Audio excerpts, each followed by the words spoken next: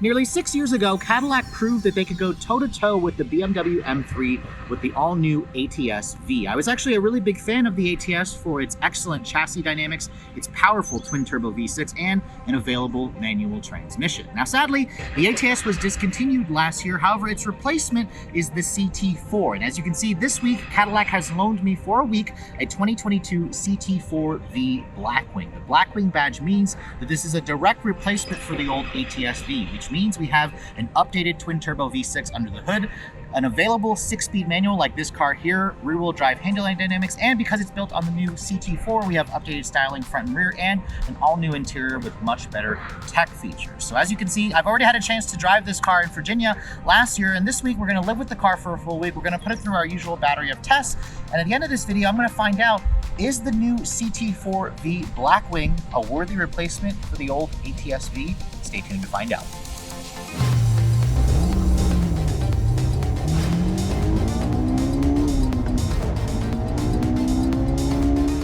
Now, before we start talking about the styling changes for the Blackwing version of the CT4, let me first show you guys what's powering this vehicle. And let me tell you, it is definitely a special engine compared to the rest of the engines in the CT4 lineup.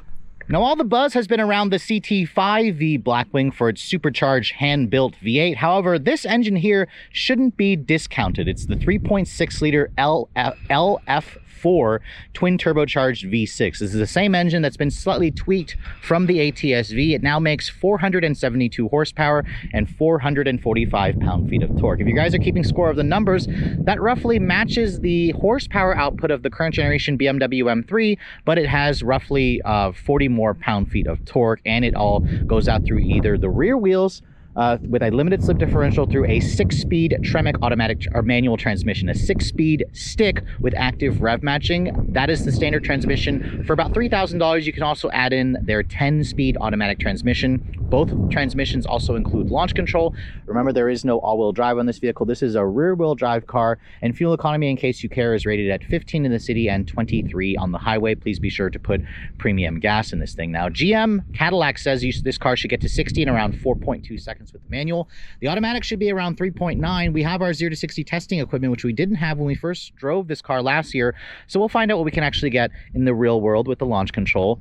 This vehicle here is also pretty lightweight by modern car standards. It weighs in at just around 3,900 pounds, and it'll also reach a top speed of just under 190 miles an hour. But let's go ahead and shut the hood so you guys can take a look at the styling for the CT4-V Blackwing. Now, if you guys are going to take a look at the standard CT4-V, the Blackwing doesn't really have too much that's going to show you that this is the even higher performance model. I mean, honestly, I think the CT4 looks great from the front angle of this car. It's a huge improvement in design over the ATS-V or the ATS. It brings Cadillac's art and science design theme, of course, to the next generation. You can see there's the signature design for the headlights with the LED daytime running light that kind of goes from the top of the fender almost all the way down to the lower front fascia. You have full LED headlights as standard. You have an LED daytime running light and turn signals. No fog lights, but you can see the grille on the V almost has this kind of like a look that looks like miniature V's in the actual grille, along with the new Cadillac logo. I love the black accents as well, and the headlights and the grille. In this color,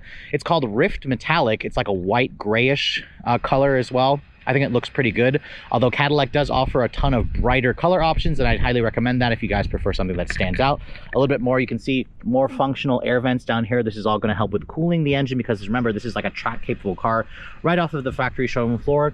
No fog lights over here, but you can see more functional vents. But overall, you really can't tell that this is the Blackwing model unless you look at the front splitter, which you can see is a little bit more aggressive. My tester is missing a carbon fiber package for like an extra $5,000, which would give this car even more aggressive front, side, and rear skirts. But looking at the rest of the profile, you can see this is still built off of the Alpha platform. It's been slightly tweaked this year to be a little bit stiffer. It has the same 109.3-inch long wheelbase. However, the overall length of the car, Cadillac has lengthened it by 5 inches almost compared to the old ATS-V at 187.6 inches long. This is about the same length as an Audi RS5 Sportback, and of course a BMW M3 and the old Mercedes C63 AMG, which technically we don't have that on the market right now. Now, looking at the wheels, you can see surprisingly, the CT4-V Blackwing has a relatively small, by sporty car standards, 18-inch wheels. You have a 255/35 Michelin Pilot Sport 4S tire in the front. The tires are 275s at the back. Remember, it's a staggered setup, so you have a slightly more thicker contact patch on the rear. You can see the brakes. These are massive brakes with 6-piston Brembo style calipers. Carbon ceramics are not available. You can get it on the larger CT5, but let me assure you the brakes on this car certainly are powerful. These are the standard kind of machine painted wheel with the gray. It's like a polished wheel, I'm sorry. You can also get a gray wheel and a tech bronze wheel, which I actually think I'd probably go with the gray wheel. But overall, this car's proportions to me are really nice. I think it's a really good sized vehicle. You can see the side mirrors have an LED turn signal indicator. My tester is missing a sunroof for like an extra $1,000 or so, although I think that a black roof or a carbon fiber roof would probably look better. And then looking over here at the rear, this is probably where I think the CT4-V Blackwing has a little bit more of an awkward design compared to the 5 and perhaps even the ATS V. You can see there's just a little bit too much going on here. It kind of looks a little bit bulbous to me, but I do like this spoiler that you get on the 4. It's a little bit more aggressive versus the 5 Blackwings. And then you can see my tester, as I said earlier, is missing that carbon fiber package, which would give it some winglets on the back and a little bit more of a larger rear spoiler. You can see there's a subtle little V badge over there that also matches the one on the front. You have rear parking sensors, and then you can see the quad outlet exhaust. That's how you're also going to tell this is the Blackwing compared to a standard V. And the exhaust itself has been tuned to be much more aggressive. It's obviously not as loud as the V8 you find in the 5, but we'll fire it up. You guys can hear what it sounds like real quick.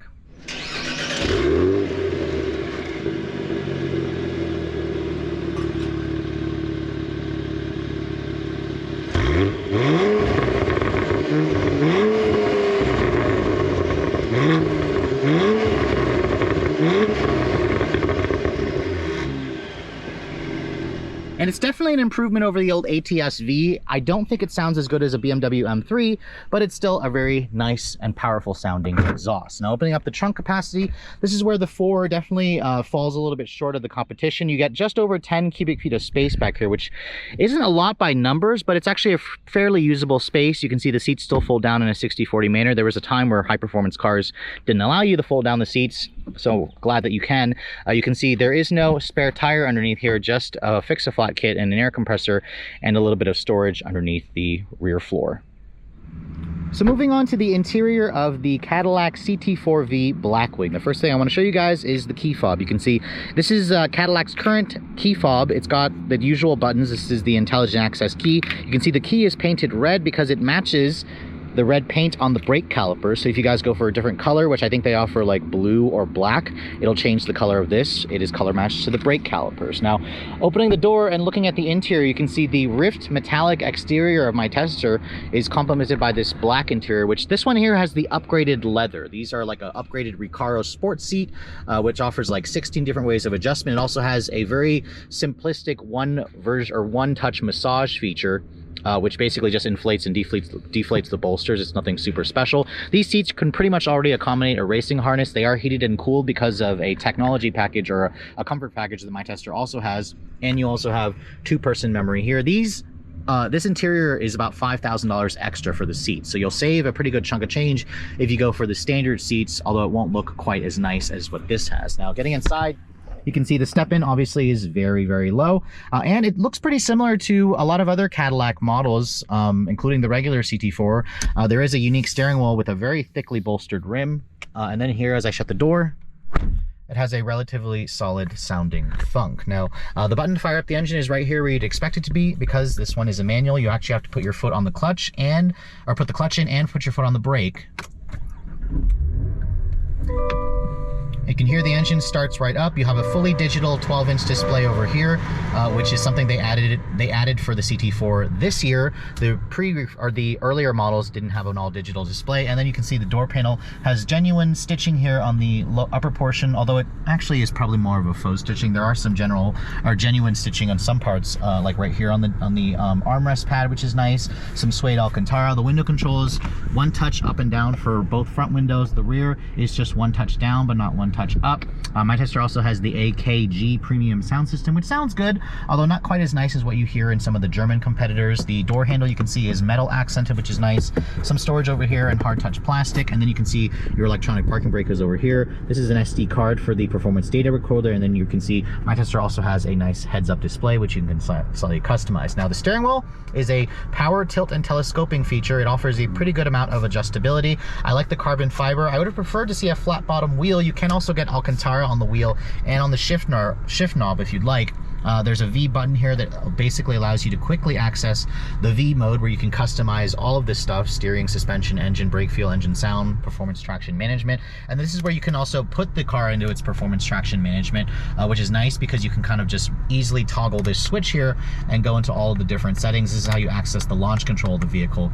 It's so much easier to use versus the earlier systems where you had to double tap the traction control button. You still can do that, but why would you when you can just access it there? It's just much simpler. Now you can see here on the dash, there's a soft touch injection molded plastic with some faux stitching. It is nicely padded. It is hard plastic over here. Some pieces here, like this right here, looks a little bit cheap. It looks like it belongs in like a Buick or a Chevy. Don't really like that. The screen is also looking kind of small. This is an 8-inch touchscreen with their latest infotainment system. It does include wireless Apple CarPlay and Android Auto, which is nice. Remember, the CT5 has a larger 10-inch display, but this is looking a lot smaller than most of the competition. You can see my tester has heated and cooled seats, which work pretty well. You have dual zone automatic climate control, which is nice. You have lane keep assist. There's a couple of empty buttons over here. You have a wireless phone charging pad, which is nice. That also works pretty well. The manual feels really good. The shifts are nice and short, have a nice notchy feel. It includes active rev matching. Your drive mode selector is over here. You can see there's like a tour, a sport, track, snow and ice, a my mode. Tour is basically the comfort mode. I like the carbon fiber, which is genuine. More stitching across the center console. This is a nice little storage area here, along with your cup holders. And you can see this is a nice padded center console area here. Open this up, you can see offers a good amount of storage.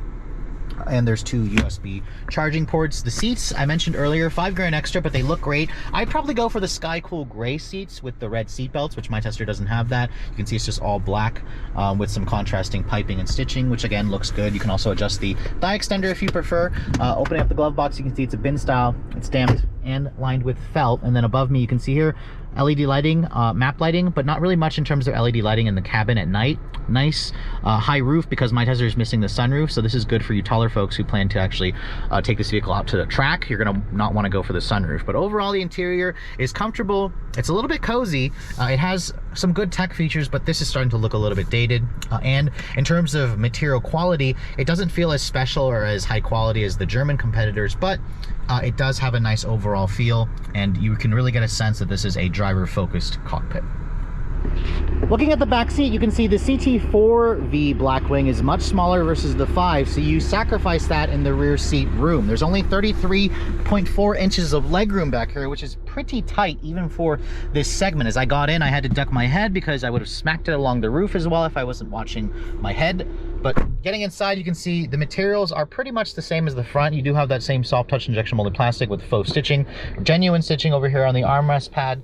No storage pockets on the seats. You can see you have suede Alcantara on the actual seat backs. They look pretty cool sitting back here, at least. Also, Cadillac gives you rear seat air vents. You have a power outlet and a USB-C charging port, but no heated back seats. I wasn't really expecting that. You can see massive hump here for the rear drive shaft because this is a rear drive vehicle. And you can see here, folding this down, there is an armrest that folds down that gives you 2 cup holders. So overall, if you want more back seat room, you're obviously going to want to look at the CT5-V, or some of the competition like the BMW M3 is going to offer more rear seat legroom versus this car. So here we are in the baby Blackwing version of Cadillac's performance series, and having just driven the CT5-V Blackwing earlier this week, getting into this car is very interesting because obviously it feels like I'm in the 5 aside from a smaller vehicle in general, but the noise of this engine definitely is disappointing when you compare it to the V8. So we're gonna try our best to not compare it to that lovely LT4 supercharged V8, but what I like about this car is just the stiff feel of the chassis. I also love how Cadillac gave me a 6-speed manual model to drive, because this is really the way you wanna get this car, with the manual transmission, not with the automatic. But Cadillac basically says 0 to 60 in about 4.2 seconds. So let's go ahead and see what we can get with this car. We're gonna put it into sport, put it into performance traction management. It does have launch control, and let's see.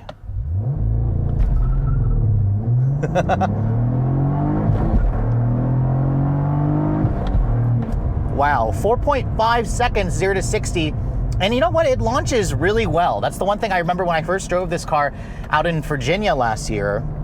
The launch control is very effective, even though this car is rear-wheel drive. It's got that no-lift shift function, so I can basically keep my foot to the floor as I shift through the gears. And that was probably one of the best launches I've ever experienced, just right off the bat in a rear-wheel drive car.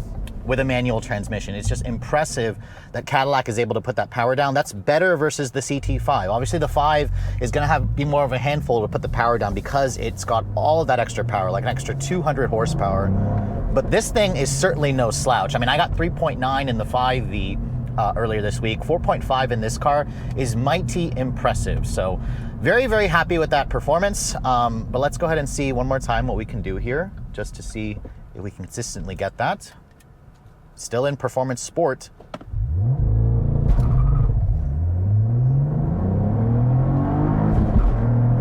Oh, 5 seconds there. So we are going slightly uphill this time, but man, this thing is such a rush. I mean, obviously the engine, I don't like the sound of it as much. I mean, GM has tried their best to make this car sound more interesting. It definitely doesn't sound as good as the last BMW M3 that I drove. That straight 6 just had a snarl. But with the active rev match, you can hear it has these burbles and cracks from the exhaust, which is nice. The engine itself also is very, very powerful. It has a ton of low-end torque. It just feels strong in almost every gear. Very little turbo lag as well. Just put your foot down here, it just goes. Oh my God, that's nice.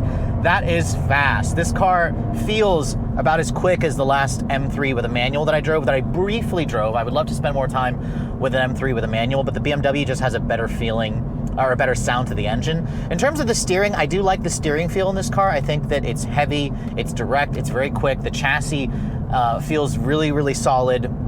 The suspension is tuned really well. And when you put this vehicle into like sport or track mode, it just feels like an appropriate track weapon. It feels like a 4-door sports car. I mean, GM, if you guys have discredited Cadillac for building a sports sedan, you haven't driven one of these. I mean, the old ATS-V already felt that way.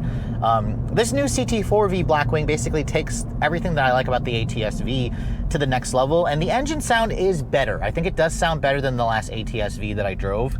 It's just this segment, you know, if you're going to be competing in it, you've got really, really strong offerings from BMW and Mercedes and Audi with the RS5. Oh my God, it's so freaking good. And listen to those burbles, that's nice.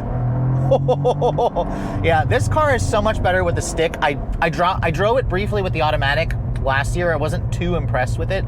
You got to go for the 4 with the stick. I mean, you have to go with the 5 with the stick as well. I mean, this is the whole reason why these cars exist. These cars are the final gas-powered versions of all the Blackwing models.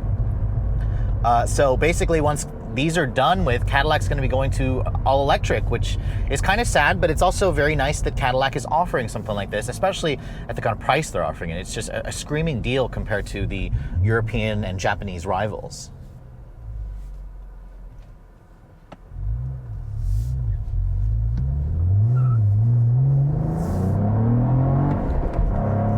I could do that all day long. Oh, listen to that.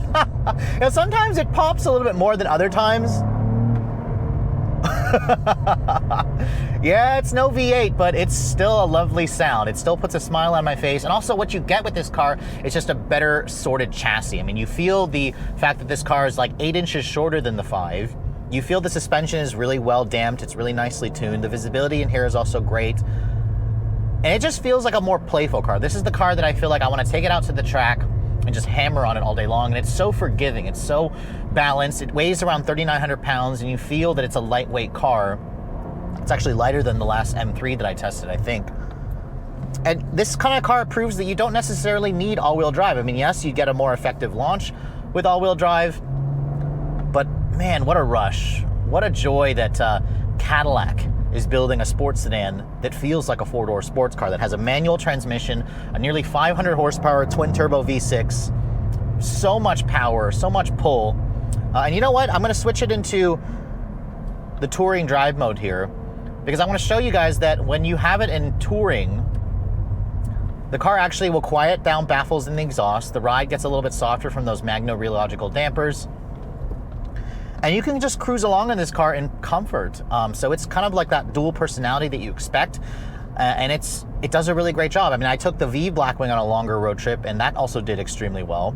Now, if you're gonna drive it like a grandma, like more conservatively, this car does get better gas mileage, obviously, than the 5. I mean, this thing is rated at 1523. In my week's worth of testing, I've been averaging around 17, so it's about 3 mpg better versus the 5. On the highway, this thing did around 22 mpg, 22, 23. If you probably drove it a little bit slower, which is a little challenging for me, you could probably get closer to 25. I wouldn't really doubt that. It's a V6, so it's going to obviously get better gas mileage.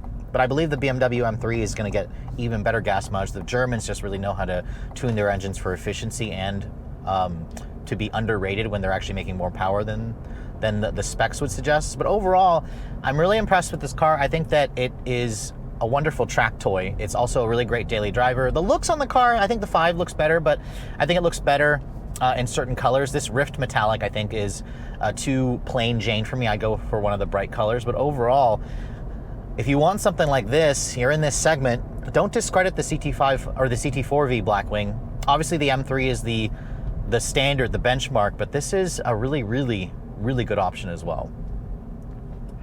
So just like the ATS-V, the new CT4-V Blackwing is probably a near perfect balance between having a powerful twin-turbo engine under the hood, a slick shifting 6-speed manual, and the best rear-wheel drive handling dynamics that I've felt in this segment. This really competes head-on with BMW's M3, although I'd say this car is a little bit more balanced. The chassis feels a little bit more solid.